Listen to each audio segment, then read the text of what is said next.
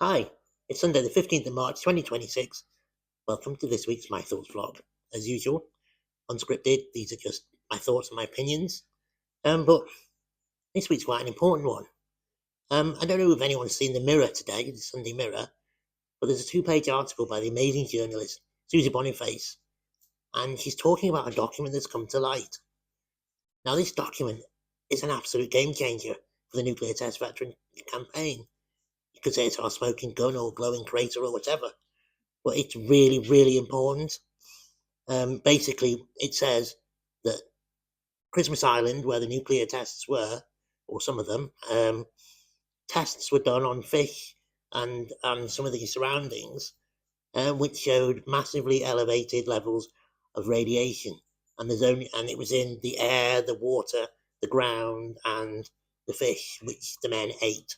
And the water was the water that they swam in and that went into the desalination plant and that they drank. And it was highly radioactive. The only way that radiation could have got there was fallout from the tests. That is undeniable. Now, this report was written in 1958, so you would have thought the tests stopped then, but it didn't, did they? My dad went in 1962, 1963. So you can see there were many, many years where many, many men were knowingly contaminated. Now, the report was brought to the attention of the government, the AWE and the MOD many, many times, and they have chosen at every stage to bury this report, to hide it, keep it from surfacing and being used, because there were opportunities to use it in court cases and war pensions tribunals many, many times. This should have been part of the evidence. This would have swung the balance in the favours of the veterans, because it was more than reasonable doubt. But it was covered up, hidden away, and kept from the judges and the ministers and every court in the land. Now that is a cover-up, isn't it? You couldn't call it anything but that. Now, part of the establishment reasoning has been that this was just the author's view, just their opinion, therefore can't be relied upon. But let's just take a minute for that. If you're a scientist and you write a report, you look at the evidence and you form a view and you form an opinion. That's how it works. Every single scientific report at the end of the day is just the scientist's view and opinion. But, as I said, it will be based on solid evidence. So the idea that this report can't be relied upon because it's just the author's view doesn't hold water. Plus, what about the scientific studies such as the NRPB study, the flawed one, the one that they wrote the conclusion for? They took those scientists' views, didn't they? Listened to them and have been spouting them as gospel ever since. So, you can either believe the science or you don't. You can't have it both ways. But the government seems to want it both ways. Now, the report itself is only available in draft format. It was never actually finalised.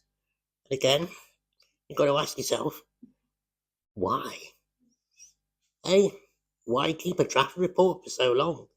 It was written in 58, came to light in 2014, and it's still around. Why keep it that long if it's a draft and it's, unimportant or unpublishable, maybe? One could argue so that when you ask the MOD or the AWE on a Freedom of Information request for reports and documents, they will only give you the finalised ones, so they can hide it. They can say, oh, well, it was a draft. You didn't ask for draft, did you? You asked for reports. So it makes you wonder, was the reason of never finalising it so basically a mechanism of keeping it secret, keeping it hidden? Makes you wonder, doesn't it? And if that's the case, how many other drafts are there that are just being kept in draft status to prevent them from seeing the light of day? Makes you wonder, doesn't it? And I know all this is the cynical view, but I built this cynical view up from dealing with the MOD and dealing with the nuclear veteran scandal, because it's been cover-ups and lies and underhanded cloak and dagger stuff, and it's been going on for decades. So yeah, I firmly believe that it's a possibility it was kept in draft form, so they would never see the light of day, and there's probably thousands of them. So it's crazy. So what does this actually mean? Well, basically it means everything that we've ever said is true. That the ground was contaminated, the food was contaminated, the water was contaminated, etc., etc. And it means that the government have lied. They've had so many opportunities to come clean because they've had the report, and they've had this document in existence, but for decades, and they've chosen to not look at it and to discredit it and to basically say, well, it doesn't fit our narrative that no one was harmed. And wouldn't it be interesting if actually why they've kept this hidden so long is because it basically makes them liable, as in financially liable. They're staring down the barrel of a multi-billion-pound lawsuit, I guess, and that's probably a real driver for keeping this secret, and that's not on. And while this draft report only refers to Christmas Island, and the tests were going on in other places, Montebello Island and Marshall Islands, Maralinga, where my dad was, makes you wonder, are there any draft reports talking about such a study there? Because there probably is, isn't there? They're not just going to test one place and not another. So what I think we need to do is actually get our hands on all the draft reports that talk about the nuclear tests. But I mean, this one alone is enough. This is enough to blow the scandal wide open and actually potentially end the scandal. Amazing. Now, I had another thought, and this is moving on to Hillsborough Law, because we know that Hillsborough Law is in a bit of a poor status at the moment, while the government have a rethink, and that was supposed to last weeks, not months, and it's lasted months, and that's deeply disappointing, but sadly not surprising, because this seems to be the way the government operate. Kick it into the long grass. Delay and delay and delay. And I know this is causing distress to the families involved. I'm very close to the Hillsborough Law Now campaign. And, there's no good reason to keep it this long. They were told it should be weeks. It's now dragging on for months. If they really, really want to solve this, just give us the bill that we asked for. That could be done today, literally today. I mean, it was presented by Ian Byrne not so long ago. Just accept it, move it forward, and get it done.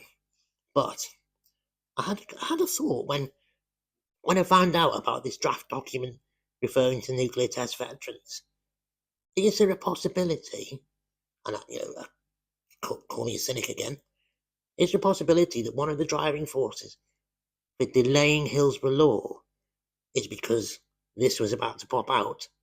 Because when you think about it, if Hillsborough Law was enacted now, think of the questions we could be asking.